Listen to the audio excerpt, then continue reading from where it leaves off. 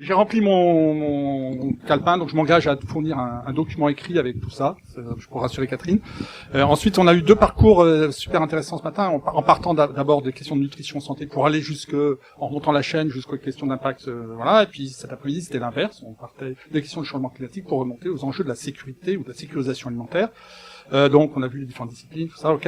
Moi, j'organise ma discussion, enfin ma présentation de thématiques en séparant finalement ce qui relève de l'analyse d'impact dans les 2 sens, on a un, et puis ce qui relève des solutions. Hein. Et donc sur les impacts, il y a plein de choses intéressantes. On voit des besoins de données, d'informations pour mieux comprendre toute une série d'impacts. On l'a vu avec le vin, mais aussi au niveau des comportements alimentaires, etc.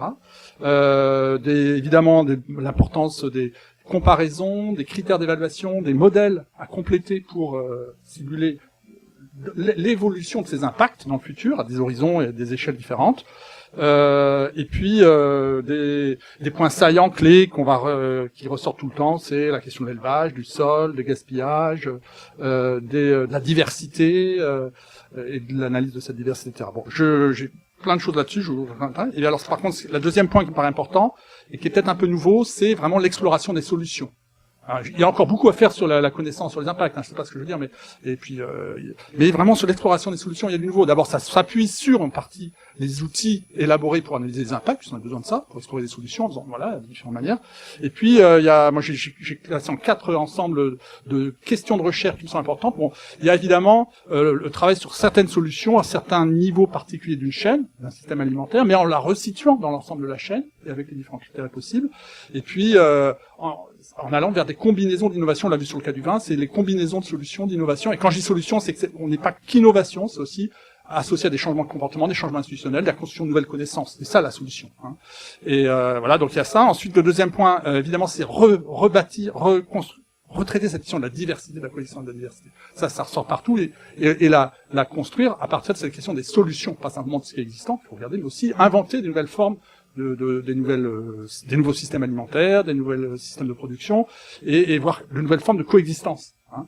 Et puis le troisième point, évidemment, c'est sur la politique publique. J'ai pas le temps d'en parler, mais c'est vraiment super important. Et là, on n'a pas abordé ça, alors que en analyse, en sciences économiques, en sciences politiques, c'est fondamental comment les enjeux se construisent, comment les différents types de politiques sur la sécurité alimentaire ou sur mitigation ou adaptation se connectent, nord-sud. Enfin bon, là, il y a un enjeu fort.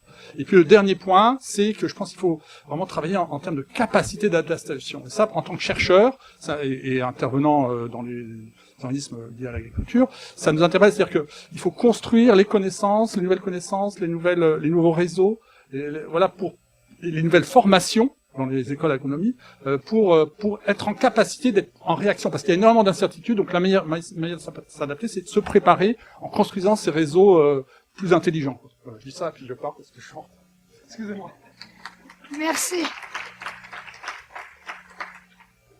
Merci beaucoup. Je crois que l'idée, c'était un peu une familiarisation avec ces enjeux-là. Je pense qu'on a bien mesuré l'urgence qu'il y avait à ce que la recherche soit vraiment mobilisée, et pas seulement les chercheurs en climat, mais et toute la communauté qui travaille sur l'agriculture et sur les systèmes alimentaires dans leur ensemble. Que je pense qu'il y a beaucoup à croiser entre les gens qui travaillent sur l'agriculture et les gens qui travaillent sur la nutrition, mais même sur la transformation de la technologie. On l'a vu sur les derniers exemples. Je pense que c'est quelque chose qu'il faut plus généraliser.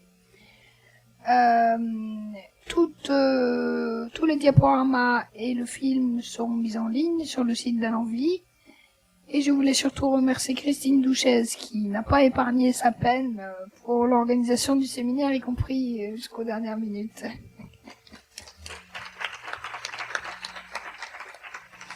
Merci à tous et bon retour.